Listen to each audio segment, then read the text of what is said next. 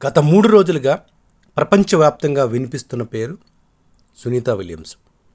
మనవాళ్ళు కూడా ఎందుకంత గొప్పగా చెప్పుకుంటున్నారు, మీడియాలో ఎందుకంత హైలైట్ చేస్తున్నారు అంటే ఆమె భారతీయ సంతతి కావడం. సునీతా విలియమ్స్ ఒక నార్మల్ లేడీగా మనం చూస్తే ఇనీషియల్ డేస్లో తాను అలానే ఉంది. కానీ పెరుగుతున్న క్రమంలో తనకి ఒక మంచి ఆలోచన వచ్చింది, చదువుకుంది, అక్కడి నుంచి నాసాకి సెలెక్ట్ అవ్వడం. ఇదంతా పూలపాన్పేం కాదు, కొన్ని తిరస్కారాలు వచ్చినాయి. కొంతమంది ఆమె శక్తిని నమ్మలేదు. అవినా వీటన్నిటిని దాటుకొని ఆస్ట్రోనాట్స్గా అంటే అంతరిక్ష వ్యామోగామిగా మారారు. ఇదివరకే కొన్నిసార్లు ఆల్రెడీ వెళ్ళారు, కొన్ని రోజులు ఉన్నారు, వచ్చారు. కానీ ఏం జరిగింది, 2024 జూన్లో వెళ్ళిన ఆమె మరలా తిరిగి రావడానికి చాలా సమయం పట్టింది. అప్పుడు వెళుతున్నప్పుడు కేవలం 8 లేదా 9 రోజుల ప్రయాణానికి వెళ్ళింది. వీళ్ళని తీసుకెళ్ళిన ఆ యంత్రం లోపభూయిష్టం అవటం, అది మళ్ళీ వెనక్కి తీసుకురావడానికి ఇబ్బందికర పరిస్థితులు అయితే ప్రపంచంలో ఎవరైనా సరే శక్తిని కోల్పోతారు, ధైర్యాన్ని కోల్పోతారు, లబోదిబూమంటూ ఏడుస్తారు. నిజంగా ఆమె ధైర్యాన్ని మెచ్చుకోవాలండి. మనకి అనుకున్న టైంకి చిన్న పని జరగకపోతేనే అబ్బో గోల పెట్టేస్తాం. నా జీవితం ఎందుకు ఇంత తల్లకిందులైపోయింది, అసలు ఎందుకు నాకే ఇలా జరిగిందని కనిపించిన వాళ్ళందరికీ గూడు వినిపిస్తూ అక్కడ ఒక తిష్ట వేసి కూర్చొని సానుభూతి కోసం వెంపర్లాడతాం. మరి 9 రోజుల కోసం వెళ్ళిన వాళ్ళు 9 నెలల దాకా ఉన్నారంటే వాళ్ళని బ్రతికించింది ఏంటి? మంత్రశక్తా, సైన్సా, లేకపోతే వాళ్ళ కోసం ఇక్కడ చేస్తున్న ప్రార్థనలా, వాళ్ళు బయలుదేరిన సమయంలో పెట్టిన ముహూర్తమా? ఇవేమీ కాదు. వాళ్ళ సంకల్పం, వాళ్ళ దృఢ నిశ్చయం, వాళ్ళ నమ్మకం, వాళ్ళకున్న ధైర్యం. మనిషి ఓడిపోవటం అంటే ఓడిపోవటం కాదు, ఓడిపోతానేమో ఆలోచన వచ్చిన రోజున ఓడిపోయినట్టు లెక్క.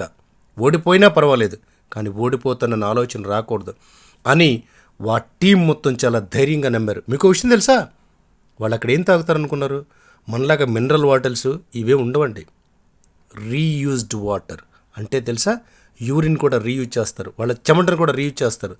శ్వాసలో నుంచి వచ్చిన ఆ చిన్న చిన్న యూరిన్ కూడా ఆ బిందువులుగా మార్చి తాగాలి. ఎంత కష్టమో ఊహించండి. దాన్ని వాళ్ళు పొదుపుగా వాడుతూ 9 నెలలున్న ఆకాశంలో మరో విషయం ఏంటి తెలుసా, అక్కడ గురుత్వాకర్షణ శక్తి ఉండదు, బిగుసుకుపోతారు. బాడీ ఫ్లక్చువేషన్ ఉండాలి అంటే, ఫ్లెక్సిబిలిటీ రావాలంటే కనీసం రోజుకు 2 గంటల పాటు వాళ్ళు వ్యాయామం చేయాలి. వీటన్నిటికన్నా ముఖ్యంగా అక్కడికి వెళ్ళిన పని ఏంటి, వాళ్ళు ఒక పర్పస్ కోసం వెళ్ళారు. ఆ పనికి సంబంధించిన ఫోటోలు తీయటం కానీ చేస్తూనే ఉన్నారు చివరి క్షణం వరకు. ఆ చివరి క్షణం వరకు ఒక్క రోజు కూడా వాళ్ళు చచ్చిపోతానేమో, రానేమో, అసలు ఎంత ధైర్యం ఉండాలండి. ఇవన్నీ అద్భుతాలు చూస్తున్న వాళ్ళు, ఈ వీడియో వింటున్న వాళ్ళు, ఈ వీడియో చూస్తున్న వాళ్ళు కూడా ఇంకా నా జీవితంలో ఏదో పెద్ద సమస్య ఉంది అబ్బో అని అంటున్నారంటే ఒక్కసారి వాళ్ళ పరిస్థితి చూడండి. ప్రతి మనిషికి ఒక అవకాశం వస్తుంది గెలవడానికి. ఎవరు గెలుస్తారో తెలుసా? గెలుపు వచ్చేంత వరకు పోరాడేవాడే. గెలుపును ఆశపడేవాడు ఎప్పటికీ గెలవలేడు. వేమన గారు చెప్పారు కదా, పట్టనే రాదు, పట్టిన బిగి పట్టవలేను, పట్టిడుచుట కంట పడి చచ్చుట మేలు. ఒకసారి పట్టుకోవద్దు, పట్టుకుంటే గట్టిగా పట్టుకో, లేదా పట్టుకుని వదిలేస్తున్నావు అనుకో, నువ్వు చచ్చినోడితో సమానం. ఇది చాలా దృఢంగా నమ్మారు కాబట్టే సునీతా విలియం ఇవాళ ప్రపంచవ్యాప్తంగా గొప్ప స్థాయి వ్యక్తిగా ప్రతి ఒక్కళ్ళు కొనియాడుతున్నారు. ఆమె ధైర్యాన్ని మెచ్చుకుందాం. మన ఇండియా తరపున వెళ్ళినందుకు మనం కూడా గర్వపడతాం. మీలో ఉన్న అతి విశ్వాసాన్ని, అలాగే విశ్వాసం లేకుండా ఆ అపనమ్మకాన్ని పక్కన దోలి ఈ సంకల్పం ద్వారా మంచి సంకల్పంతో ముందుకెళ్దాం, విజయాన్ని ఆశిద్దాం.